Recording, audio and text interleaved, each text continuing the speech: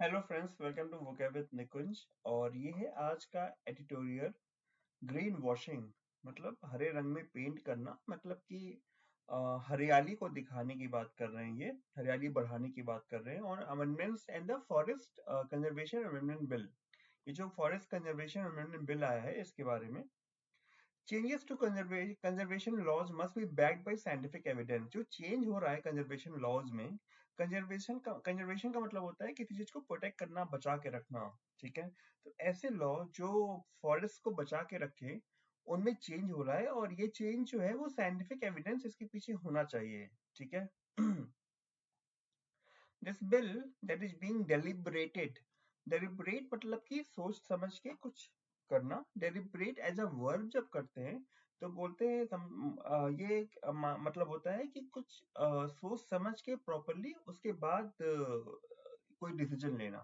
ठीक है, तो जो ये लोग सोच रहे हैं, कौन सोच रहा है? ज्वाइंट कमेटी ऑफ पार्लियामेंट सोच रही है। और ये जो बिल है वो एक कॉन्टेंशियस पीस ऑफ लेजिस्लेशन है। कॉन्टेंशियस मतलब जिससे कंट्रोवर्सी हो जाए। ओके, तो कॉन्टेंशियस कैसे हम आगे देखेंगे। और ये जो बिल है वो सिग्नल करती है कि कॉम्प्लेक्स चैलेंजेस इन्वॉल्व हैं। ठीक है, क्यों कॉम्प्लेक्स चेंजेस इन्वॉल्व हैं, क्यों कॉम्प्लिकेटेड है? क्योंकि दो चीजों को बैलेंस करना है। ओके, एक तरफ है कंजर्वेशन ऑफ फॉरेस्ट। ठीक है, जो फॉरेस्ट है उनको बचाना है। दूसरी तरफ हमें इंडस्ट्रियल डेवलपमेंट जो हो रही है वो प्रॉपरली हो कि नहीं रही है कि नहीं, वो भी देखना है। ठीक है, तो अगर इंडस्ट्रियल डेवलपमेंट ज्यादा करेंगे तो फॉरेस्ट कम हो जाएगा, और अगर फॉरेस्ट बचाएंगे तो इंडस्ट्रियल डेवलपमेंट शायद उतना ना हो पाए, क्योंकि उसके लिए लैंड की जरूरत पड़ेगी, उसके लिए फॉरेस्ट हटाने पड़ेंगे। राइट, तो एक बैलेंस बनाने की जरूरत है, उस बैलेंस की बात कर रहे हैं। इसीलिए ये कॉम्प्लेक्स चैलेंज, कॉम्प्लेक्स और कॉम्प्लिकेटेड है। While industrialization inevitably means usurping greater tracts of forest lands and ecosystem. Industrialisation का मतलब होता है, या फिर इनएविटेबली मतलब कि नेसेसिटी के साथ, ठीक है, जरूरत के साथ। तो इंडस्ट्रियलाइजेशन का मतलब ही ये है, इसका मतलब ये ऐसे ही कहेंगे कि इंडस्ट्रियलाइजेशन का मतलब ही ये है असर्व करना, मतलब अपने कंट्रोल में लेना। क्या? Greater tracts. ट्रैक्ट्स मतलब लैंड का एरिया, एक्सटेंडेड एरिया। ओके, तो अपने कंट्रोल में लेना लैंड को, फॉरेस्ट लैंड को और इकोसिस्टम्स को। ठीक है, तो जो फॉरेस्ट कंजर्वेशन एक्ट जो इसके पहले था 1980 वाला, वो मेंटल पीस लेजिस्लेशन है। ठीक है, जिसने एम्पावर किया है स्टेट को रेगुलेट करने के लिए और कॉस्ट इम्पोज करने का है। इंडस्ट्रियल एक्सप्लॉयटेशन अगर होता है तो कोई इंडस्ट्रियल एक्सप्लॉयटेशन के लिए, इंडस्ट्रियल एक्सप्लोरेशन करने के लिए कोई कुछ करता है फॉरेस्ट को, तो उस पर कॉस्ट लगाने का भी प्रावधान है।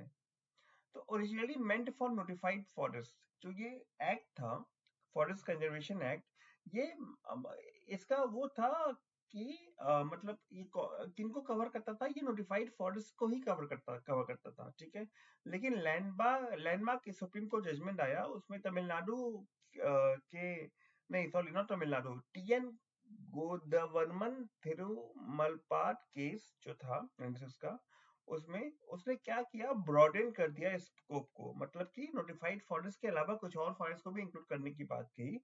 ठीक है, और जो क्लासिफाइड फॉरेस्ट नहीं थे उनको भी इंक्लूड करने की बात कही। राइट, इंडिया का जो फॉरेस्ट कवर है उसने मार्जिनल इंक्रीज ही देखा है। ओके, ठीक है, बहुत तेजी से कोई ग्रोथ नहीं हुई है, धीमे धीमे करके ग्रोथ हुई है, उसको मार्जिनल इंक्रीज कर रहे हैं। एज बाइनियल, बाइनियल मतलब कि 2 साल में एक बार। ओके, तो जो रिपोर्ट्स आती हैं फॉरेस्ट सर्वे ऑफ इंडिया की, ठीक है, वो 2 साल में एक बार आती है, वो दिखाती है, इलस्ट्रेट करती है, ठीक है, कि केवल मार्जिनल ग्रोथ ही हुई है। Growth in forest cover inside officially recorded forest is stagnant. जो फॉरेस्ट कवर के अंदर, ठीक है, जो फॉरेस्ट के अंदर जो ऑफिशियली रिकॉर्ड है फॉरेस्ट का ग्रोथ का, वो स्टैग्नेंट है, मतलब रुका हुआ है। राइट, या फिर कह सकते हैं इंक्रीमेंटल है, मतलब शनय शनय धीमे धीमे बढ़ रहा है। Right, it is tree cover in orchards बोलते हैं शायद, plantations and village homesteads that has been on the rise. जो ऑर्चार्ड्स में ट्री कवर है, प्लांटेशंस हैं, विलेज होमस्टेड्स हैं, वो सब बढ़ रहे हैं धीमे धीमे। होमस्टेड क्या होता है? dwelling that is actually usually a farmhouse and an adjoining land, मतलब कि एक घर हो, उसके बगल में फार्म हाउस हो, तो उसको बोलेंगे कि और सोई लैंड हो, उसको बोलेंगे होम स्टेड। ओके, ड्वेलिंग मतलब ड्वेल करना, मतलब रहना कहीं पे।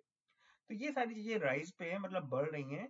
और ये सप्लीमेंट करती है, मतलब सपोर्ट करती है इंडिया के क्लेम को कि 24% जो इंडिया का एरिया है वो फॉरेस्ट और ट्री कवर के अंदर है। इंडिया ने कमिट किया है कि इस नंबर को वो इंक्रीज करके 33% करेगी, और एक कार्बन सिंक भी ऐड करेगी 2.5 मिलियन से 3 बिलियन टन का कार्बन डाइऑक्साइड का। ठीक है, इस तरह से। और उसका इंटरनेशनल क्लाइमेट कमिटमेंट का प्रोग्राम चल रहा है उसके अंतर्गत, उसके पार्ट के रूप में। ठीक है, तो जो एग्जिस्टिंग फॉरेस्ट कंजर्वेशन एक्ट है 1980 का, राइट, उसने क्या किया है, उसने एनवायरमेंट मिनिस्ट्री का जो रेकनिंग था, मतलब एस्टिमेशन था, राइट, तो जो ये जो एक्ट था वो इन्वायरमेंट मिनिस्ट्री के एस्टिमेशन के हिसाब से ये एक्ट इनसफिशिएंट था इन सब चीजों के लिए, राइट। क्योंकि उस एक्ट ने इंसेंटिवाइज नहीं किया प्राइवेट एग्रो फॉरेस्ट्री को और ट्री प्लांटेशन एक्टिविटीज को। मतलब इंसेंटिवाइज करना मतलब कि कुछ बेनिफिट देना। ठीक है, तो जो लोग प्राइवेट एग्रो फॉरेस्ट्री कर रहे हैं या ट्री प्लांटेशन एक्टिविटी कर रहे हैं, उनको कुछ बेनिफिट नहीं मिल रहा था इससे, लेकिन अब इससे मिलेगा, जो नया वाला आया है। From 2019 to 2021, India added 1540 square kilometre of forest cover. तो 19 से 21 के बीच में इंडिया ने 1540 स्क्वायर किलोमीटर का फॉरेस्ट कवर ऐड किया है, जिसमें से 1509 स्क्वायर किलोमीटर जो है वो रिकॉर्डेड फॉरेस्ट एरिया से बाहर का है। New amendments to the forest act, जो नए अमेंडमेंट हुए हैं फॉरेस्ट एक्ट में, उसने ये सारे इंसेंटिव्स दिए, बेनिफिट्स दिए। ठीक है, क्योंकि उसने इस एक्ट ने डिफाइन कर दिए क्लियरली लिमिट्स को, जो 1996 का जजमेंट था उसका। जो भी लैंड फॉरेस्ट में record as a forest record हुआ है गवर्नमेंट रिकॉर्ड में, या फिर 1980 के बाद, वो इसके प्रोविजंस को इन्वोक करेगा, मतलब कि यू नो कॉल करेगा। ठीक है, और इस एक्ट के प्रोविजंस को में एप्लीकेबल होगा। ओके, फॉरेस्ट लैंड जो है वो ऑथराइज किया गया है स्टेट्स को कि नॉन फॉरेस्ट्री यूज के बीच में बिटवीन 1980 और 1996 वुड नॉट इन्वोक प्रोविजन। जो भी फॉरेस्ट लैंड ऑथराइज हुआ है नॉन फॉरेस्ट्री यूज के लिए, वो एप्लीकेबल नहीं होगा इस एक्ट के लिए। अमेंडमेंट जो है वो इफेक्टिवली, ये मतलब होता है इस अमेंडमेंट का कि स्टेट्स जो है आप अपने हिसाब से क्लासिफाई नहीं कर सकते अनक्लासिफाइड फॉरेस्ट लैंड को। ठीक है, अनक्लासिफाइड फॉरेस्ट लैंड को, पैचेस ऑफ ट्रीज को जिनका फॉरेस्ट लाइक कैरेक्टरिस्टिक्स है, उसको फॉरेस्ट लैंड की तरह क्लासिफाई नहीं कर सकते। ये इसका मतलब निकल के आता है। और ये जो अमेंडमेंट है ये अलाउ करता है फॉरेस्ट लैंड को 100 किलोमीटर नियर इंडिया बॉर्डर्स को। ठीक है, कि वो फॉरेस्ट लैंड जो 100 किलोमीटर तक है इंडिया के बॉर्डर के, उनको अप्रोप्रिएट कर किया जा सके, उनको ढंग से संभाला जा सके, और कुछ अमेंडमेंट, कुछ अपडेट किया जा सके बिना सेंट्रल गवर्नमेंट के अप्रूवल के। ठीक है, स्ट्रेटेजिक और सिक्योरिटी पर्पज के लिए।